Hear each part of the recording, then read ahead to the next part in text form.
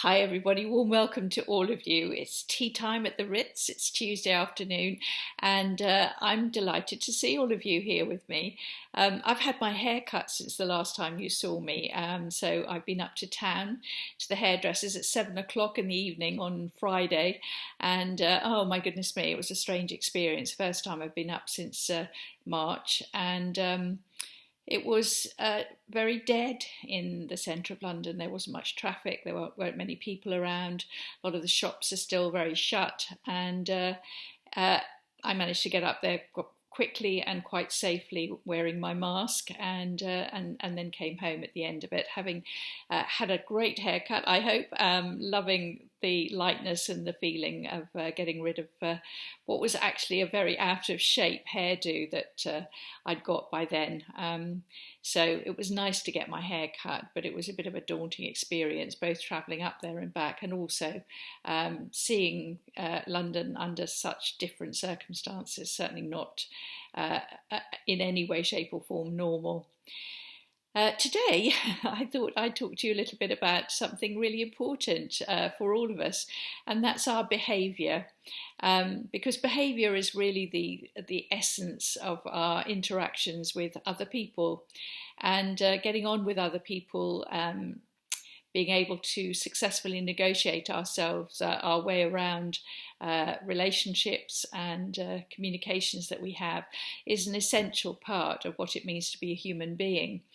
And I don't know about you, but as I get older, I don't want to morph into what you could call a grumpy old woman, nor do I want other people to see me as a grumpy old woman. I've got a bit of a thing about it, actually, because I see aging. There's a terrible danger as we get older that we can become either overly judgmental and critical or overly demanding and needy.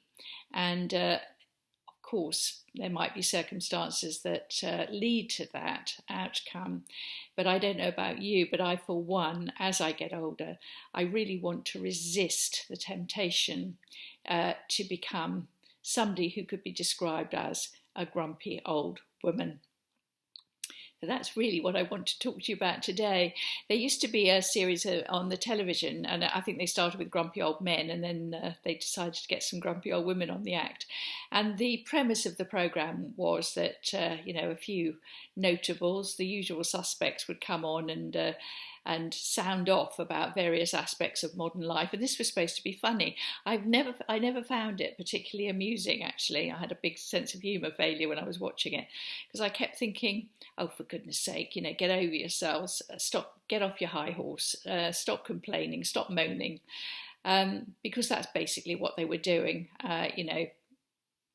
giving their opinions strongly, making themselves right about everything and everybody else wrong.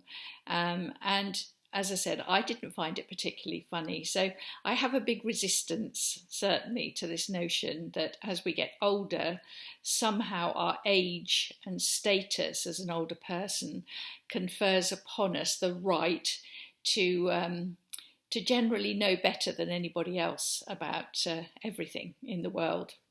I happen to not believe that at all, and I think it's a big trap for the unwary. Now, there are lots of things happening as we age which can affect our behaviour, clearly. Just the whole process of ageing, making us feel more vulnerable, perhaps more in need of support and care from other people, is one aspect. But there are also massive lifestyle changes. What happens if we've gone from working full time to retirement? How does that affect us? I know that there are some women who dread their husbands retiring because they know that while they're out at work, they have their own life to get on and lead, but also they're not having to put up with some of the sort of foibles, if you like, let's be kind, of their husband's behaviour on a 24-hour basis.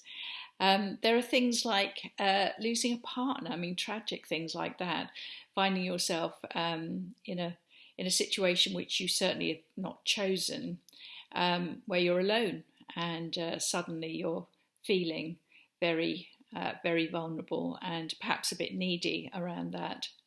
loneliness that you feel. Maybe you've become grandparents, a grandmother, a longed for situation, or you haven't become a grandmother, a longed for situation that hasn't actually materialised. Perhaps you've decided to downsize, or you're married to somebody who won't downsize. So you can't have a reasonable and rational conversation with them about it because they've dug their heels in. Or you have downsized, but you've gone to a different part of the country and you're now having to start again with new friendships and put down new roots and so on. So there's lots of turmoil that can happen during our older age, and all of those can impact on how we feel, how we respond, and the kind of behaviours that we have. How to explain some of those behaviours? Well, that's the challenge, really. I wonder if you've still got very old parents yourself who are still alive. Some of you will have, some of you won't. But if you have, I wonder if there was a moment that you could actually identify where you stopped being their child and became their parent. So you start to parent your own parents. So there was a particular, perhaps, moment or series of events or something that you could identify and say, up till that point, I was still able to go to my own parents for help, support, advice, kindness, love, whatever. But I can see that after that particular point, I actually had to start to be the person that they came to because they needed love and kindness and care and support and advice. So I became my own parent's parent. Or what situation are you in relationship to your own children? Are they still relating to you as parents? So they're still needing you for all those things that parents supply. Or have you, perhaps because of changed circumstances, become the more vulnerable, needy one, so that your own children are now having to parent you? The inevitability of that process of where there is this change in relationship, I suppose, is something that is quite scary. It's certainly scary to me because I don't want to ever envisage a time when I can't parent my children, but they are feeling the need to look after me. I think my very strong independent spirit will resist that moment for a very long time, but I guess it may come, and I might have to acknowledge and accept when it does that that's the right thing at that moment. How do we understand behaviour? Well, the terminology that I've just been using there, parenting, being a child, being vulnerable, and so on and so forth, is actually quite useful. Many of you will know, because I've mentioned it in other videos, that I used to be a management trainer, and being a management trainer is a lot to do with helping people to change their behaviours, or if not change them, at least understand their behaviour and what is going on, the sort of dynamics of a relationship or an interaction or a conversation that you have with another person. And I used to use something called transactional analysis, which is a fascinating tool for understanding behaviour. And it's based around the idea that some behaviour can be described as parent, some behaviour can be described as child, and some behaviour can be described in between the two as adult. And it's got nothing to do with how old you are. It has to do with the kind of behaviours that you're using at that given moment. So, well, what on earth does that mean? Let's start off with the parent behaviours. There's sort of two aspects. There's two sides to that coin, and you might recognise them in yourself as I go through this description. So there's the let's start with the nice bit of parent, if you like. The bit that I was just talking about when you are parenting your own children, or perhaps you're standing in the parent role with another person. It could be a friend who's in need, a friend who's in need of help and support. Now, the nice part of the parenting behaviour is where you're offering a listening ear. you're able to listen, and you're able perhaps to give a bit of nurture and kindness, a bit of sympathy or empathy, or you are able to dig deep into your own experience and offer them some advice, kindly, friendly and supportive advice. But what about the downside of the parent? Is there a part of the parent that's actually quite difficult? Well, yes, because if we go into what I would call strong parent behaviours, you can become quite bossy and dictatorial. So the person's asking you for help and some advice, and instead of saying, well, have you thought about doing so and so, you say, well, what you ought to do, you should do this.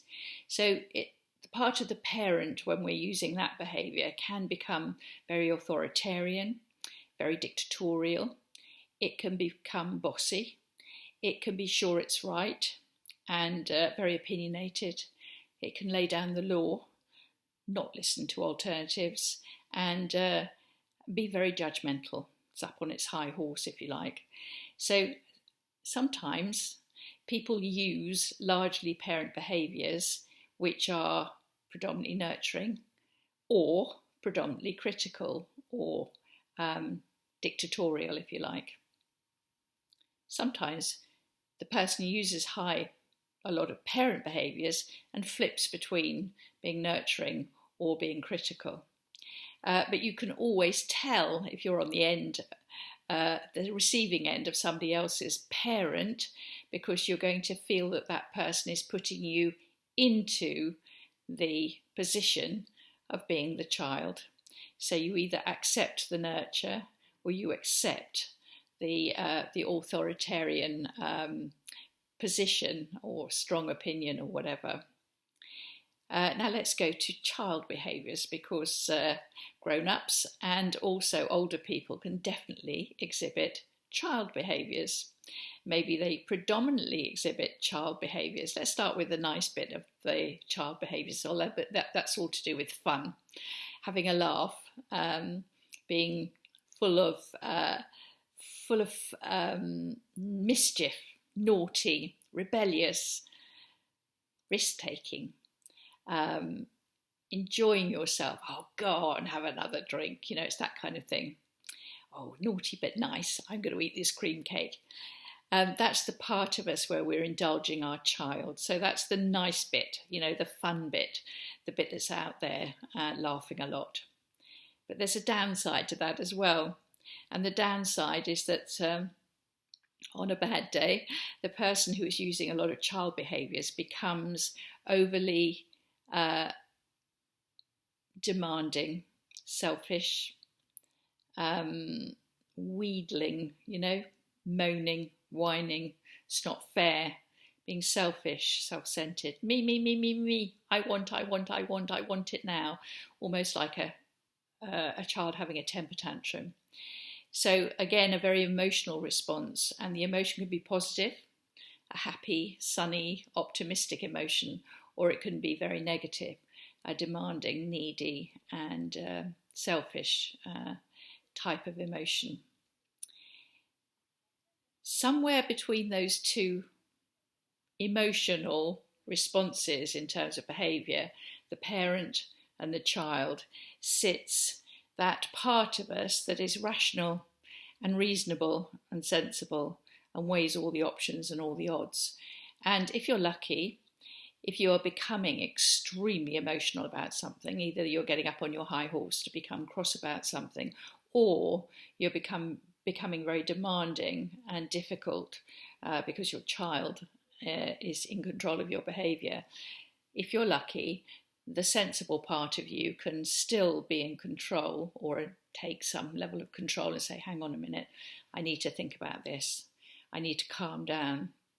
I need to see that there are other views here that are reasonable. Perhaps you say, I think I need to be a little bit less selfish in this situation. I think I need to think about it from their point of view. So, as I said, if you're lucky, that reasonable, sensible part will kick in, and it will save you from the worst excesses of the emotion that's being churned out, either because you've gone into more parent-like behaviours or you've gone into more childlike behaviours. I wonder if that makes a whole lot of sense to you. I do hope it does. Think about people that you know, because it's always when you think about certain people's behaviour that you can identify these illustrations that I've given you, the sort of theory, if you like, actually in practice. Do you know somebody who's very opinionated, who can never listen to alternative opinions because they're always right? Do you know somebody who's very nurturing, gives lots and lots of love and kindness and concern and sympathy and makes cakes for everybody and just wants to look after the world, That would be highly nurturing. That person would be highly nurturing. Do you know somebody who's lots of fun, real optimist, glass half full kind of person, who's always the life and soul of the party? Do you know somebody who's a bit of a moaner and a whinger and a whiner and, goes on and on and on and on and on, drives you nuts because it's all about them. It's all about their needs, their concerns and so on.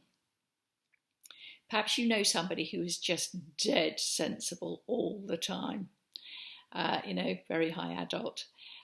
You never get much sympathy from them or empathy, but you can pretty much guarantee if you go to them, they'll give you all the pros and cons of everything. So the calm, rational, sensible person. So if you know people like that, then you'll know that their behaviours often reflect those descriptions that I've just given you. And back to what I was saying at the beginning about becoming a grumpy old person. I am determined, absolutely determined, not to become a grumpy old person. How will I stop myself doing that? Well, I'm going to have to rein in any aspect of my behaviour that is very highly critical, the critical parent, and stop getting on my high horse about the world and everything around me and all that's wrong with it that I could fix if only they'd let me. I'm going to have to say, hang on a minute, I couldn't possibly be right about everything, so I'm not going to be highly opinionated about that. I'm going to try very hard not to become that selfish, self-centred, needy and demanding and whinging person that I know I could become as an older woman. When I'm feeling like that, I'm going to think about how best to solve it, if I possibly can, and who perhaps to talk to about it, perhaps outside of my family members. I don't want to become the child to my children's parent, if that makes sense. I don't know whether I shall succeed, but I'm going to do my damnedest. And I'm certainly very aware of some of the pitfalls of some of these very emotional behaviours that I can see around me. And I don't want to fall into those pitfalls. I'm going to finish with a poem. It's a hilarious poem. It's by Pam Ayres, who is a fun poet. Lots of high child in Pam Ayres. But here she's talking about a husband. She says it's not her husband, but I think we all know husbands like this. You know, this world is complicated, imperfect and oppressed, and it's not hard to feel timid, apprehensive and depressed. It seems that all around us tides of questions ebb and flow, and people want solutions, but they don't know where to go. Well, they should have asked my husband. He can sort out any mess. He can rejuvenate the railways. He can cure the NHS. So any little niggle, anything you want to know, just run it past my husband. We wind him up and let him go. Congestion on the motorways, free holidays for thugs, the damage to the ozone layer, refugees and drugs. These may defeat the brain of any politician bloke, but present it to my husband, he'll solve it at a stroke. Upon these areas he brings his intellect to shine in a great compelling voice that's twice as loud as yours or mine. I often wonder what it must be like to be so strong, infallible, articulate, self-confident, and wrong. When it comes to tolerance, he hasn't got a lot. Joyriders should be guillotined and muggers should be shot. The sound of his own voice becomes like music to his ears, and he hasn't got an inkling that he's boring us to tears. My friends don't call so often. They have busy lives, I know. It's not every day you want to hear a windbag suck and blow. Encyclopedias, on them we never have to call. Why clutter up the bookshelf when my husband knows it all? So I don't want to be like that. I don't know about you. And I hope you found today's video helpful and possibly useful. And as I said, who wants to be called a grumpy old woman? I know for sure I don't. And I'm going to do all in my power to avoid it. Nor do I want to become that nightmarish old man that Pam Ayres is talking about there. Thank you for listening. Thank you for watching. And I'll see you on Friday. See you then. Bye-bye.